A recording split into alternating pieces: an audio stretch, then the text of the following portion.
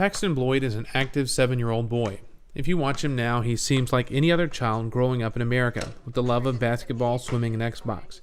But this current image hides the recent battle that Paxton fought, the battle for his life. You see, Paxton was diagnosed with a very aggressive form of cancer, and he may look great today, but it wasn't too long ago that he was on the fight of his life. I sat down with his mother to talk about Paxton and his fight to be Paxton strong. Paxton was doing great. He was playing multiple sports. We were sailing along like a normal family, and he was playing basketball and baseball at the time. I was busy with work as a lobbyist in Frankfurt, already doing cancer advocacy. But the world had different plans. Very soon, Jamie noticed that something wasn't right with Paxton. We were at baseball one night, and he turned a certain way for one of the drills, and that's when I saw it for the first time. He turned to throw, and I saw the mass pop out of his neck. And I remember it taking my breath away at the time, and I ran to him and felt of it and talked to Chesley. I was like, "Did you see that? You see this?" And he's like, "Oh, he's an allergy kid. He's just had a virus. It's a normal lymph node. It's fine."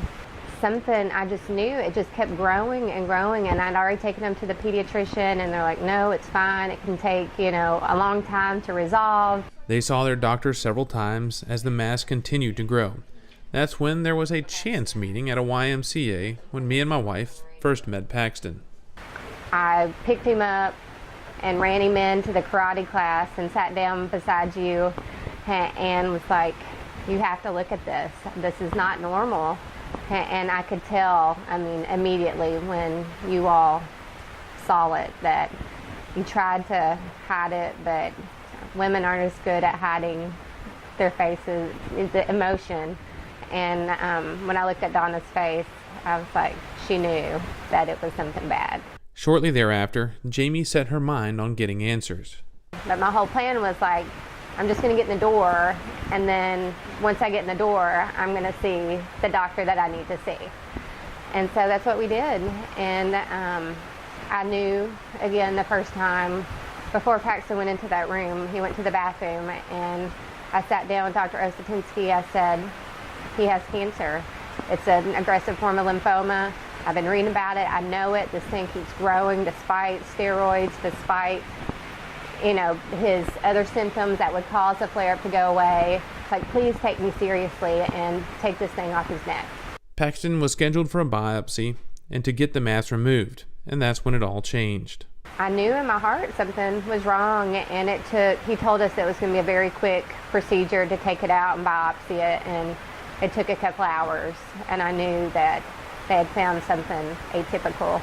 And on Friday, February 28th, they got confirmation that Paxton had cancer. And I knew it was going to be a horrible battle because I knew how quickly it had grown, so I knew it must be a very quickly multiplying aggressive disease. And he said, "We'll call you in a couple of days with the official pathology." At this point, however, they did not know exactly what type of cancer, the extent, or what to expect. And so I was sitting downstairs Monday morning and got a phone call from Dr. Osetinsky, and he told me that it was a very fast-growing form of lymphoma, non-Hodgkin's lymphoma, and that we needed to get out of state immediately to save his life, that we needed to go to Cincinnati, Boston, Philadelphia, or to Dallas, and that we needed to figure it out today, that it was that serious. And she said he had Burkitt's lymphoma, and I Googled it, and of course it says it's the fastest multiplying cancer in the world. Multiplies every 6 hours. And obviously that was terrifying to read, that it was such an aggressive cancer, meaning that it had probably already spread throughout his body. So the Bloyds made arrangements to travel to Cincinnati and see the oncologist and team at Cincinnati Children's Hospital. At that point, Paxton didn't look like a child facing a life-threatening illness. That is where they found out that life was about to change in ways they could never imagine. Other than the lymph node, he looked like a normal, healthy boy. He had been playing, running the whole way It had snowed like 8 inches that day when we were trying to get to Cincinnati, like this freak March snow. And he and Ansley threw Skittles at each other, stuck them up their noses, were laughing. You know, you would not know by looking at him that he had stage 4 cancer. So we had scans the next day, and by Thursday, when I thought that I was going to be doing another lobby day, he had a double loop central line and starting chemo. So that day we left, and we packed a suitcase thinking, you know, we would be home in a week or two in between treatments. We got there and they said, oh no, you're going to be living here for most of the next year, if you're lucky. And totally blew our minds to think that so much could change with one phone call, one day, one look at one baseball practice changed our lives forever. So we were inpatient for 100 days, and starting from March 3rd on, and we're in isolation for 60 of those first 100 days because he got a cold. Paxton underwent rounds of treatment, scans, and transfusions. There were many sleepless nights, all to hear that they were winning the battle. So miraculously, almost exactly 40 days after he was diagnosed on Good Friday, we got the word that he had clean scans, and it was like, I couldn't even believe it, you know, to go from stage 4 with 95% of his bones affected, lungs, abdomen, to having no cancer in 40 days is amazing. Paxton recovered well from his treatments and is once again an active, growing boy. But Jamie has found a new purpose, fighting for other children that will face the diagnosis of cancer. It didn't take long to discover that the U.S. is way behind. It makes me horribly angry that there's not more attention on these children that are dying every day, and yet we appropriate hundreds of millions of dollars for Zika and other fad, I guess, public health crisis that are very, I guess, they come and they go, but yet every day children are dying of cancer, and we're not appropriating enough money. Even third world countries include pediatric cancer in their national cancer plans, and the United States does not.